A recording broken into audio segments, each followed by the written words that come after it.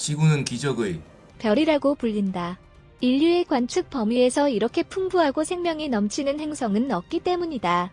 그러나 지적 생명체인 인류의 발생은 확실한 것이었나? 우리의 존재는 우연에 좌우되지는 않았던 것일까?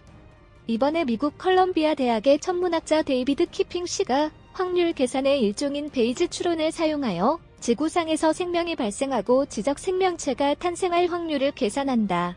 과학 뉴스 사이트 파퓰러 머케닉스 월 21자를 참고로 그 계율을 살펴보자. 키핑 씨는 다음 4가지 시나리오를 비교했다. 1. 생명의 발생 일반적, 지적 생명의 탄생 희소. 2. 생명의 발생 일반적, 지적 생명의 탄생 일반적. 3.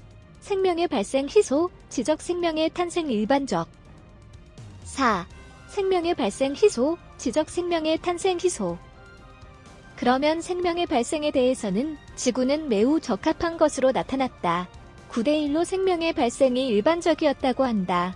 즉 10번 시뮬레이션을 반복하면 9번은 생명이 발생하는 높은 확률이다. 이 결과는 역사적 사실과도 일치하고 있다. 지르콘의 퇴적물에서 생명의 탄생은 지구 탄생으로부터 약 3억 년 이내에 한다는 증거가 있으며 이는 45억 년의 지구 역사에서 보면 매우 초기의 것이다. 이 때문에 초기 지구에서 생명의 발생에 어려움이 없었다고 추측된다.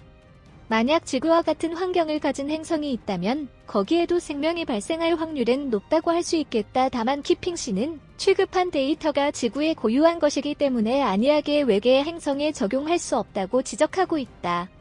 그럼 지적 생명체의 탄생은 어떨까? 지적 생명체의 탄생은 생명의 발생만큼 자주 일어나는 일이 아닌 것 같다. 그 비율은 3대2로서 5번에 3번밖에 지적 생명체가 탄생하지 않았다는 것이다.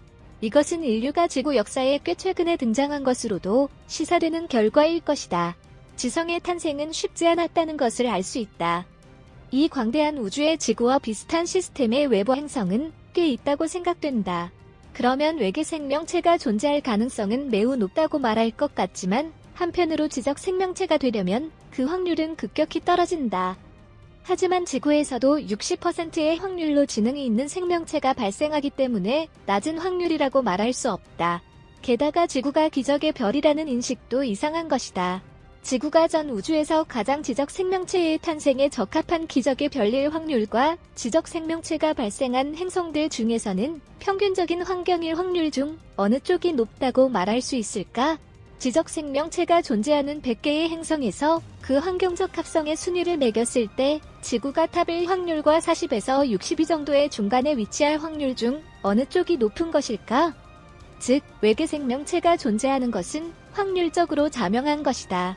그리고 우리는 외계인이나 UFO가 존재하는 구체적인 증거도 무수히 가지고 있다. 외계인과 UFO보다 상당히 이상한 것은 사람들이 이러한 사실로부터 외면하는 것이다. 우주시대의 개막을 향하여 사람들의 무지함을 깨우기 위해 앞으로도 본 채널은 우주 규모의 진실을 알려나갈 것이다.